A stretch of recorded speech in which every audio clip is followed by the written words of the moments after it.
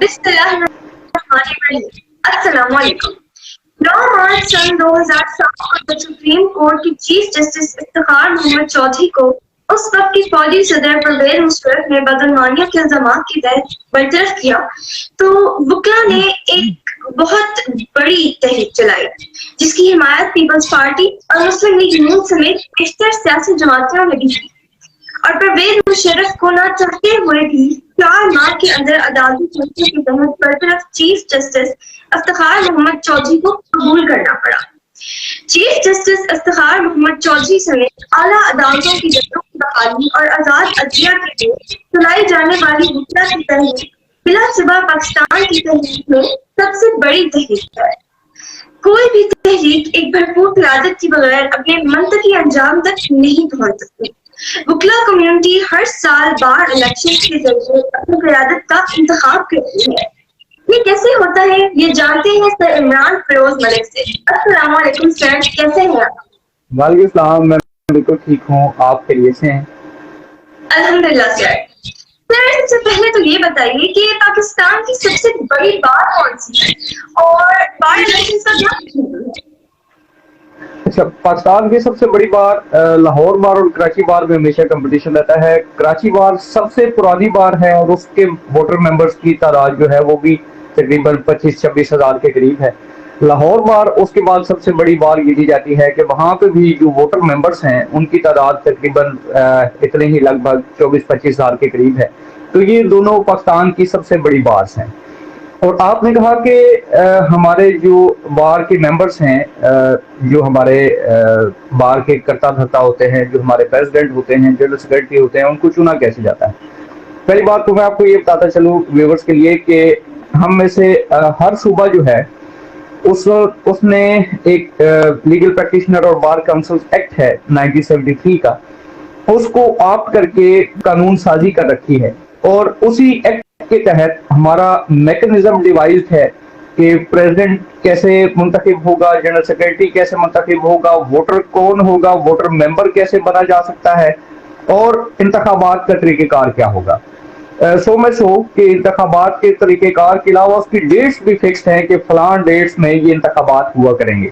तो अगर मैं कहूँ कि वकला साहिबान और हमारी जो बॉडीज हैं वो पाकिस्तान की सबसे बड़ी डेमोक्रेटिक बॉडीज हैं कि यहाँ पे बगैर ताखीर के कोई कुछ भी हो जाए, मुल्क में मार्शल लॉ लग जाए, हालात खराब हो जाए, मुल्क में दहशतगर्दी हमले शुरू हो जाए, कुछ भी हो जाए, हमारी जो लेजिस्लेटिव बॉडीज हैं वो अपने फंक्शंस जारी रखती हैं और जिन डेट्स में हमारे इलेक्शंस अनाउंस किए जाते हैं वो उन्हीं डेट्स पर उनको सरंजाम दिया जाता है। और हम हर साल अपने नुमाइंदगान को मुंतखब करते हैं उन्हीं डेट्स में जो कि हमारा लीगल प्रैक्टिशनर और बार काउंसिल एक्ट प्रोवाइड करता है। हमारे ऊपर जो सुपरवाइजरी बॉडी होती है कि हमारे तहसील बार्स होती हैं, हमारी डिस्ट्रिक्ट बार्स होती हैं, और फिर उनके ऊपर जो सुपरवाइजरी बॉडी होती है उसको हम, जैसे पंजाब में वो पंजाब बार काउंसिल है, जैसे सिंध में सिंध बार काउंसिल है, इस्लामाबाद में इस्लामाबाद बार काउंसिल है, वो इन सब बार्स के ऊपर एक सुपरवाइजरी बॉडी है। उनका बेसिक काम जो है वो इन तमाम इंतखाबात को सुपरवाइज करना और फिर इन तमाम बार्स के इंतजाम इंसराम और वकला की इनरोलमेंट, वोटर मेंबर्स की इनरोलमेंट, वो तमाम मामला जो है वो उससे ऊपर वाली सुपरवाइजिंग बॉडी जो है वो उसको मॉनिटर करती है। So there is a system of check and balance. So there is a system कि जो इंश्योर करता है कि किसी भी सूरत हाल में इलेक्शन मौखर नहीं होंगे। तो एक बड़ा अच्छा डेमोक्रेटिक प्रोसेस जो है वो हमने ऑप्ट कर रखा है और हम लॉयर्स हैं, कानून और आइन की जो हुक्मरानी है उसको इंश्योर करना वो हमारी ड्यूटी है। तो हम अपने इस लेजिस्लेटिव प्रोसेस के थ्रू, इस इलेक्टोरल प्रोसेस के थ्रू हम इंश्योर करते हैं कि हम आइन और कानून को उसकी पासदारी करें और अपने जो इंतखाबात हैं वो वक्त पे करवाएं। Right sir. सर बार इलेक्शंस हर साल होते हैं, इसका बुनियादी फायदा क्या है और दूसरा ये कि इसका टाइम फ्रेम क्या एक साल ही होना चाहिए, क्योंकि अखराजात तो आते ही होंगे इस पर। अच्छा, एक और बात कि ये जो तमाम अखराजात होते हैं, ये जो तमाम रिप्रेजेंटेटिव होते हैं वो अपनी पॉकेट से मैनेज करते हैं कि जो भी इलेक्शन के ऊपर अखराजात आ रहे होते हैं, वो जो नुमाइंदगान होते हैं जो उस इलेक्शन के लिए कंटेस्ट कर रहे होते हैं, उसकी तमाम फीसेज, उसके तमाम अखराजात वो अपनी पॉकेट से अदा करते हैं। कोई किसी गवर्नमेंट से हम उस हवाले से कोई इमदाद नहीं लेते। और आपने कहा कि एक साल बड़ा टाइम होता है। और पहली बात जो आपने पूछी कि ये होते क्यों हैं, कि हम देखिए वकला एक बहुत बड़ी तंजीम है। जैसे हमने कराची बार की बात की, जैसे हमने लाहौर बार की बात की, कि वहां पे 26,000 और 30,000 जो है वकला रजिस्टर्ड हैं। तो अब उनको एक नुमाइंदगी चाहिए कि अगर उन्होंने किसी फोरम पे अपने राइट्स के लिए बात करनी है, अपने चैम्बर्स के लिए बात करनी है, किसी चीज के लिए बात करनी है, तो उनको एक फोरम चाहिए और उनको एक रिप्रेजेंटेटिव बॉडी चाहिए कि जो उनके बिहाफ पे इन तमाम मामलों को टैकल कर सके। सो उसके लिए हम अपने नुमाइंदगान हर साल चुनते हैं through fair and free election, और हम अपने वोट के जरिए ये डिसाइड करते हैं कि कौन हमें रिप्रेजेंट करेगा। और वो जो हमारी फिर रिप्रेजेंटेटिव बॉडी है, वो on behalf of all the community, all the lawyers, वो फिर तमाम इंतजामी मामला, तमाम लीगल इश्यूज, वकला को आने वाले मसाइल और उनके लिए, उनके हल के लिए वो काम करते हैं। राइट सर, पर इस साल का इलेक्शन से ऐसा असर आता है कि जैसे हर वकील कभी ना कभी ओहदे पर रहा होगा, तो सर क्या ये तासर दुरुस्त है? नहीं, ऐसा तासुर दुरुस्त नहीं है। लेकिन हमारे इस लेजिस्लेटिव प्रोसेस और इलेक्टोरल प्रोसेस में एक चीज जो बहुत खूबसूरत है कि कोई भी यहाँ पे कोई डिस्टिंक्शन नहीं है कि कोई भी शख्स, कोई भी लायर जो वो मिनिमम क्राइटेरिया पूरा करता हो। जैसे कि अगर सदर है तो उसके लिए शायद 10 साल की क्वालिफिकेशन चाहिए कि अगर आप 10 साल की प्रैक्टिस है तो आप सदर का इलेक्शन लड़ सकते हैं। अगर जनरल सेक्रेटरी है तो उसके लिए 7 साल है कि आपकी 7 साल प्रैक्टिस हो तो आप जनरल सेक्रेटरी का इलेक्शन लड़ सकते हैं। तो हमारे सिस्टम की खूबसूरती ये है कि you don't need to be strong to contest an election of the bar, कि आप वो मिनिमम रिक्वायरमेंट पूरी करते हैं तो आप उसमें कंटेस्ट कर सकते हैं। ये आपकी स्वीट विल है। जैसे मेरी 13 साल प्रैक्टिस है, I have never taken any part in any election, कि मैंने अभी सोचा भी नहीं कि मैं फ्यूचर में भी किसी इलेक्शन में कंटेस्ट करूंगा। तो ये आपकी अपनी स्वीट विल है कि आप अगर चाहते हैं कि आप बार की खिदमत करें और रिप्रेजेंटेटिव बने, and you have time, so definitely it's a very sacred job to represent lawyers body। तो लेकिन ये है कि अगर आप चाहें तो आप पे कोई कदर नहीं है, आप कोई भी इलेक्शन कंटेस्ट कर सकते हैं। Right sir. सर क्या आप समझते हैं कि बाहर इलेक्शन में सियासी जमातों के असरो रसूख होना चाहिए? हमारे यहाँ क्या सूरत है? देखिए हम जो लायर्स हैं, हम आइन और कानून के पासदारी करने में बड़ा अहम किरदार अदा करते हैं। जो हमारी पॉलिटिकल पार्टीज हैं वो भी बनाई जाती हैं एक कानून के तहत, और वो आइन बेसिकली उसको गवर्न करता है। तो किसी भी वकील का सियासत में जो इन्वॉल्वमेंट है वो नेचुरल है। आपने देखे कि आपका ये जो मुमलकत खुदादाद पाकिस्तान है, इसके बनाने वाले एक लायर हैं, उसका ख्वाब देखने वाले एक लायर हैं। सो हम वो लोग हैं जिनको कानून का, आइन के एहसास है। और ये जो आपकी असेंबलीज हैं, लेजिस्लेटिव बॉडीज हैं, उनका मकसद सिर्फ एक होता है कि उन्होंने लेजिस्लेशन करनी है। तो अगर लायर्स उसका हिस्सा होंगे तो it will be very effective, कि वो एक इफेक्टिव लेजिस्लेशन कर सकेंगे। लायर वो लोग हैं जो लॉ को ऑन ग्राउंड प्रैक्टिस करते हैं, उनको मसाइल का अंदाजा है, उनको ग्राउंड रियलिटीज का अंदाजा है। तो अगर वो इस लेजिस्लेटिव प्रोसेस का हिस्सा होंगे तो वो लेजिस्लेशन में ज्यादा बेहतर किरदार अदा कर सकेंगे। तो यस, पॉलिटिकल जो पार्टीज है उनका इन्फ्लुएंस मैं नहीं उसको समझता। मैं ये कहता हूं कि लायर्स को पॉलिटिकल पार्टीज का हिस्सा जरूर होना चाहिए, ताकि वो पॉलिटिकल पार्टीज को भी आइन और कानून के मुताबिक ढाल सके और उनको भी बेहतर वो मशवरे दे सके कि जिससे आइन और कानून की पासदारी को मुमकिन बनाया जा सके। जी बिल्कुल सर, एक तासर है कि बार इलेक्शंस में सिर्फ तगड़े लोग ही आगे आ सकते हैं, तो क्या ये तासर दुरुस्त है? जी बिल्कुल, ये तासुर दुरुस्त नहीं है। जो बार इलेक्शन होता है वो आपके दोस्तों यारों का इलेक्शन होता है, आपकी पीआर का इलेक्शन होता है, आपकी रिप्यूट का इलेक्शन होता है। नॉर्मली ये समझा जाता है कि लायर्स के 2 किस्म के ग्रुप्स होते हैं, एक प्रोफेशनल ग्रुप होता है और एक सियासी ग्रुप होता है। तो नॉर्मली ये समझा जाता है कि जो प्रोफेशनल है, मेरे जैसा जिसने कभी वकला से सलाम भी नहीं लेना और वो बस सिर्फ कोर्ट से और अपने काम से काम रखता है, तो उसके लिए मुश्किल होता है इलेक्शन लड़ना। लेकिन अभी हमने देखा है, ऐसा बार के इलेक्शन की बात करें तो कैसर इमाम साहब एक इस दफा हमारे नुमाइंदा थे जो कि सदर के उम्मीदवार थे। Is very good professional, very good criminal lawyer of Islamabad. उन्होंने इलेक्शन कंटेस्ट किया एंड वी हैव सीन कि लोगों ने किस तरह से उनकी तरफ मोहब्बत का इजहार किया। सिर्फ इस वजह से कि he is a very good professional. People see us performing in the course and they know कि जी ये अच्छे प्रैक्टिशनर्स हैं. तो अच्छे प्रैक्टिशनर्स को डेफिनेटली प्रेफर किया जाता है. लोग ये समझते हैं कि ही इज कैपेबल इनफ कि ये हमारे मसाइल का इदराक कर सकता है, इसको ग्राउंड रियलिटीज का पता है, इसको तमाम जो ऑन ग्राउंड मसाइल हैं, वो जूनियर्स के मसाइल हों, वो चैम्बर्स के मसाइल हों, वो जजेस के साथ इंटरेक्शन के मसाइल हों, जो भी प्रोफेशनल आदमी है वो उसको बेहतर तरीके से जान भी सकता है और एड्रेस भी कर सकता है. तो बिल्कुल ये तासुर गलत है. जो भी लॉयर है वो हमारा हिस्सा है और कोई भी शख्स जो कि इलेक्शन लड़ना चाहे उसको ये इख्तियार है कि वो इलेक्शन लड़ सकता है. और अगर वो ये डिमॉन्स्ट्रेट कर सके बार को कि वो बार की अच्छी खिदमत कर सकता है, उसकी फेस वैल्यू अच्छी है, वो इंटरेक्ट अच्छा कर सकता है, वो हमारे मसाइल को अच्छा प्रोजेक्ट कर सकता है, उसके अच्छे सोल्यूशन ढूंढ सकता है, तो कोई भी शख्स इलेक्शन लड़के बार का सदर मुंतखब हो सकता है. जी सर. सर इलेक्शंस में बदनजमी और ओवरऑल इस्लाम में अदम का आंसर है, इस बारे में क्या कहेंगे आप सर? आजकल ये देखने में आया है कुछ इलेक्शन के जो अभी पीछे जैसे लाहौर बार का इलेक्शन हुआ, वहां पे कुछ बदमजगी हुई और फिर हमने देखा कि वो वहां पे असले की नुमाइश, अनफॉर्चुनेट चीजें हैं. और मैं ये समझता हूँ कि जो हमारे नुमाइंदे हैं उनको डिस्करेज करना चाहिए ऐसी प्रैक्टिस को. और क्योंकि हमारे ऊपर एक सुपरवाइजरी बॉडी है जैसे पंजाब में पंजाब बार काउंसिल है, तो उनको एक्शन लेते हुए ऐसे लोगों को डिसमेंबर करना चाहिए कि जो इस मुकद्दस रवायत को खराब करने के लिए इस किस्म के अच्छे अटकंडे इस्तेमाल करते हैं.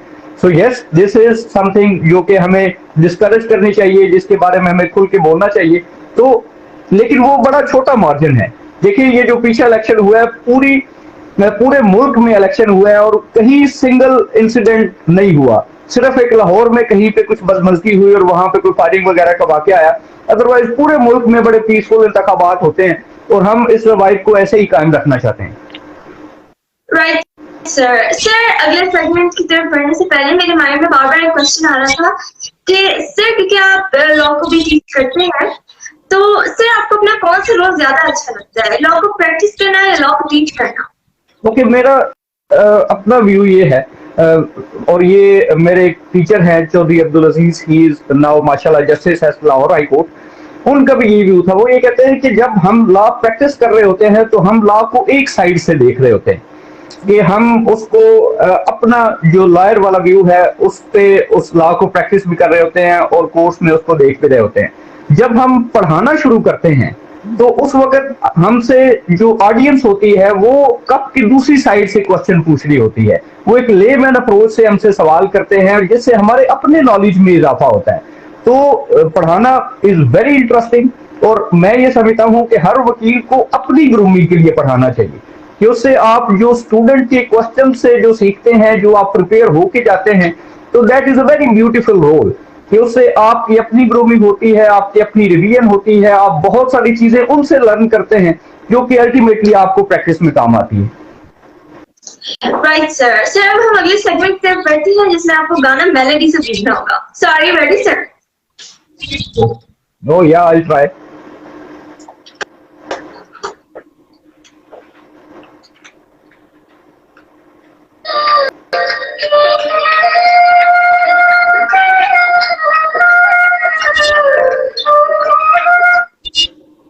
मुझे बिल्कुल नहीं पता. I am so sorry about it.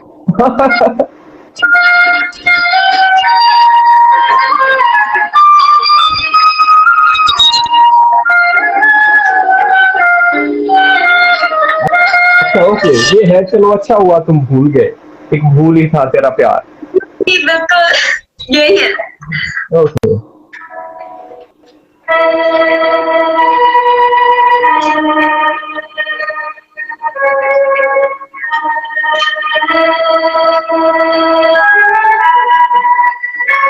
ये वतन तुम्हारा है. जी. Okay.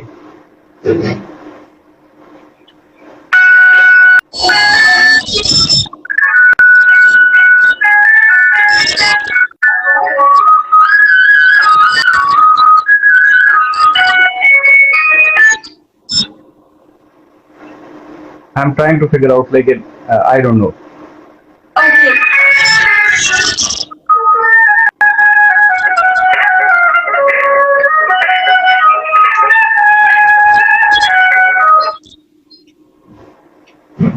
Still I can't figure out. So I'll pass. Okay, मैं नेक्स्ट प्ले कर देती हूँ।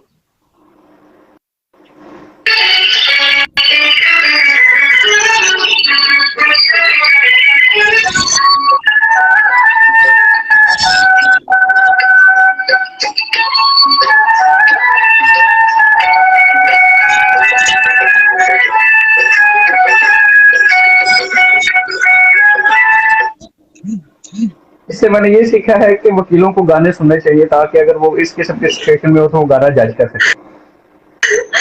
ओके, अब मैं आवाज खिलाऊंगी। वो सियासतदान भी हो सकती है, वो सहाफी भी हो सकती है, आपने ये बताना है। Okay, I bye. Okay.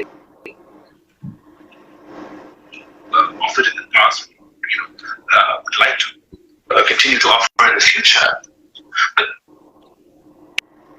they continuously perpetuate this philosophy, and it's not just for Pakistan; it's for the Muslims in India. Okay, he is Pakistani. He's Pakistani. जी। Okay, I can't judge. Who is he? Pakistan. Ask the people of Gujarat. They will say it's their prime minister. Ask the people of Kashmir.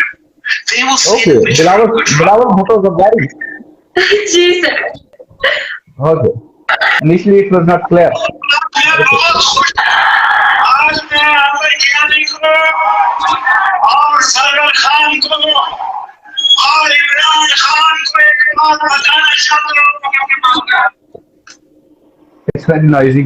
Sorry. Can you play? Just a second, sir. It's not.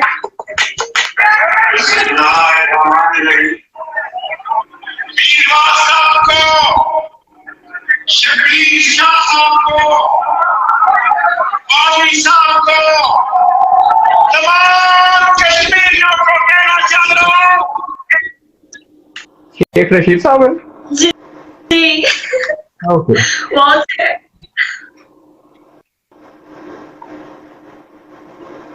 Sheikh साहब, आपको अच्छा लगे या बुरा, मेरी बातें आपको आए या ना, मैं डंके की चोट कहता हूँ। एक दिन जियो के साथ सोहेल साहब, एक दिन जियो के साथ वाले सोहेल साहब इनका नाम है शायद, इनका नाम क्या है? बड़ा ही साहब। जी जी, सही गेस कर लिया। And everybody knows her struggle, and she's one person I've always looked up to, turned to in times of need and uncertainty, and she's never disappointed me. I don't know. Who's she? Okay, मैं एक minute call करती हूँ। मोटरसाइकिलों पे थे जो बाजारों में खड़े थे, वो जनता ये तो कल ही तशरीफ लाई, इनको कौन नहीं जानता। ये तो कल ही तशरीफ लाई है, इनको कौन नहीं जानता। जी, कल ही हमने इनकी वजह से 35 रुपए पेट्रोल बढ़ाया है। That's what people saying on Facebook. Sir बहुत बहुत मजा आया मुझे, and I really enjoyed a lot. और वक्त से कोई कीमती चीज अगर है तो वो मेरे इनमें नहीं, आपने वक्त दिया तो इज्जत दी। बहुत शुक्रिया sir. Thank you so much मेरे बच्चा, अल्लाह आपको सलामत रखे और बहुत खुशियां दे। Thank you so much. इजाजत चाहती हूँ। अल्लाह हाफिज। अल्लाह हाफिज।